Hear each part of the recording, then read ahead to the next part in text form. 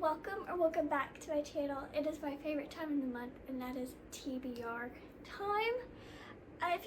If any of you guys have seen Ellen Catherine's video, TBR board game videos, I took inspiration from her board game and made my own with like the drawing the cards that have the names of the books written down. So if I land on romance, I draw a romance card, and whatever book is on that card is what I add to my TBR. And then we also have TBR draw prompts. We have a random letter generator, random number generator, free pick, jail lowest rated, jail family chooses. So that's the board game. Mine is also on cardboard. I'm really excited, so without further ado, let's just get into it. 1, 2, 3, 4, 5, 6, 7, 8. Random letter generator. 1, 2, 3, 4, 5, 6, 7. Fiction. The Reluctant Fortune Teller. That's perfect because I actually wanted to read this in the fall, and I feel like September is the beginning of fall. 8. 1, 2, 3, 4, 5, 6, 7, 8. Romance. Barefoot. Okay. Interesting. 10. 1, 2, 3, 4, 5, 6, 7, 8, 9, 10. Fantasy. The Book of Speculation. Also a very fall vibe. Great. 2. What's with these doubles? 1, 2. Fiction again. Ooh. A Man Called Ove. Okay. I've been wanting to read Frederick Buckman's book.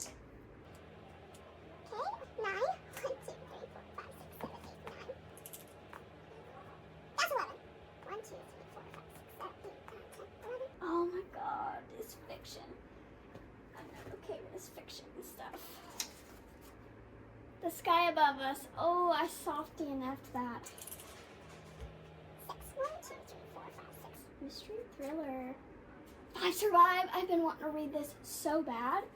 Yes. 5. 1, 2, 3, 4, 5. Family chooses. All right, that was our last roll. Cleo. No man.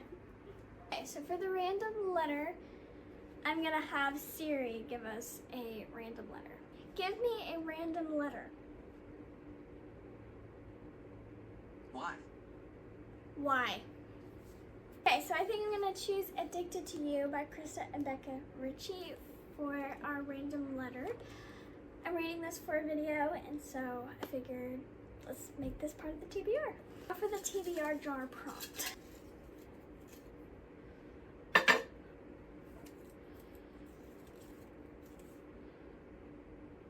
A book that starts with a random letter. There's no way I'm doing that again. So let's choose a different one.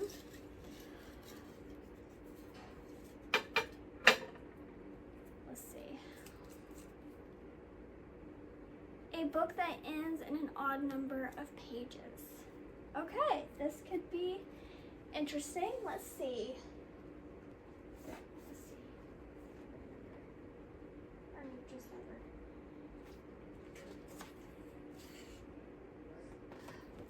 never ends in an odd number. Okay, so after much deliberation, I think I'm gonna choose Never by Jessa Hastings. Have lost some daylight, so I had to break out the ring light, but my mom chose Landline by Rainbow Rowell. Yeah, this one I have been putting off, so it's kind of funny that my mom chose it. Okay, so this is gonna be in no particular order. So we have Addicted to You by Krista and Becca Ritchie. Pretty sure everybody knows what this is about, but she's addicted to getting laid and he's addicted to booze. The only way out is rock bottom. So, guess. I've heard so much about this series, like, period. I've heard so much about all of these books, so Two best friends, liars, lovers, addicts, one epic love story. So I'm excited to see what this is about. I'm excited to see what the hype is all about. Next we have Never by Jessa Hastings. This is a Peter Pan retelling. Growing up, Daphne always knew Peter Pan would come for her, the way he'd come for her mother and her grandmother Wendy before that. Their stories are all the same. The forever young boy at their windows after their 13th birthday and the shimmering magical land behind a star. When Peter doesn't show up for Daphne until she's 17, inexplicably full grown and with no excuse for his tardiness, Daphne doesn't know what to think. Still, she has always been told that Peter Pan is her destiny. It's beyond choice to take his hand and leap into the stars, no matter what comes next. But in Neverland, Peter's true colors begin to show. One moment he's making Daphne's heart flutter, and the next he's forgotten her entirely. So when Daphne stumbles into the path of Jameson Hook, the pirate son of Peter's nemesis, she lets herself get swept up in his vulgar charm, despite the warning signs. Both boys are trouble and both have dangerous secrets about this strange fantasy land they call home. And if she loses her heart to either one, Daphne might just lose herself too. So this sounds like it's gonna be a love triangle between Daphne, Peter, and Jameson Hook. That is his name, yeah. So, sounds interesting. To be honest, I haven't heard great things about this, but in this cover, I know I've talked about it before, but gorgeous, gorgeous. Next we have Landline by Rainbow Rowell. This is about Georgie, who her marriage is in trouble. 2 days before they're supposed to visit Neil's family for Christmas, Georgie tells Neil that she can't go. She's a TV writer and something's come up on her show. She has to stay in Los Angeles. She knows that Neil will be upset with her. Neil is always a little upset with her, but she doesn't expect him to pack up the kids and go without her. When her husband and the kids leave for the airport, Georgie wonders if she's finally done it, if she's ruined everything. That night, Georgie discovers a way to communicate with Neil in the past. It's not time travel, not exactly, but she feels like she's been given an opportunity to fix her marriage before it starts. Is that what she's supposed to do? Or would Georgie and Neil be better off if their marriage never happened? Yikes. Next we have The Reluctant Fortune Teller by Keziah Frost. This just seems like a wholesome fall, cozy little fall book. Can you not? Thank you. A retired accountant becomes the town's fortune teller in this witty and charming debut.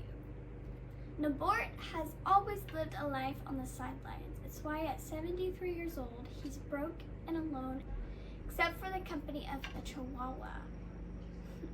It turns out that years of observing other people makes Norbert an excellent card reader. As Norbert's lonesome world expands with new friendships and a newfound self-confidence, he finally finds himself in a place where he belongs. But disaster looms on the horizon. When a troubled young woman goes missing after a bad reading, Norbert must find a strength beyond the cards to bring her home safely. Wow. So we got a little bit of a missing persons. Maybe it's... Next we have Barefoot by Ellen Hildebrand. 3 women, 3 secrets? 3 women, 3 secrets, 1 long hot summer. 3 women burdened with small children, unwieldy straw hats, and some obvious emotional issues stumble into the Nantucket Airport tarmac one hot June day. Vicky is trying to sort through the news that she has a serious illness. Her sister Brenda has just left her job after being caught in an affair with a student. Whew. And their friend Milani, after 7 failed in vitro attempts, is pregnant at last, but only after learning that her husband is having an affair. Ooh, they have come to escape, enjoy the sun, and relax in Nantucket's calming air. But into the house, into their world, steps 22-year-old Josh Flynn. Okay, that's it? That's all we get? What is this Josh Flynn? Interesting. Okay. Wow. I'm interested. Okay. We have The Book of Speculation by Erica Swiler. One day, a mysterious old book arrives on Simon Walton's doorstep on Long Island Sound. Filled with elaborate script, sketches, and whimsical flourishes, it tells of doomed lovers and generations of circus mermaids who have drowned. Just like Simon's mother on July 24th, which is just weeks away. As his childhood friend and fellow librarian Alice looks on with alarm, Simon becomes increasingly worried about his sister who ran off to join the circus 6 years ago. Could there possibly be a curse on his family? What secrets are hidden in this fantastical book? And will those secrets doom or save the remaining Watsons? Wow. Okay. I love the way that the edges of this book are made. And this book also has pictures, which I think is really cool. I have A Man Called Ove by Frederick Bachman. I kind of want to go into this blind, so I'm not going to read the synopsis, but I've heard amazing things about this. The Sky Above Us by Natalie Lund. I started reading this a while back and I soft DNF'd it. So I'm interested, and I was interested in it. I just had lost interest in it and was in the mood for something else. So I want to see how it ends. That's why I didn't hard DNF it. The morning after their senior year beach party, Izzy, Cass, and Janie are woken by a thundering overhead. Then they and their classmates, which watch in shock as a plane crashes into the water.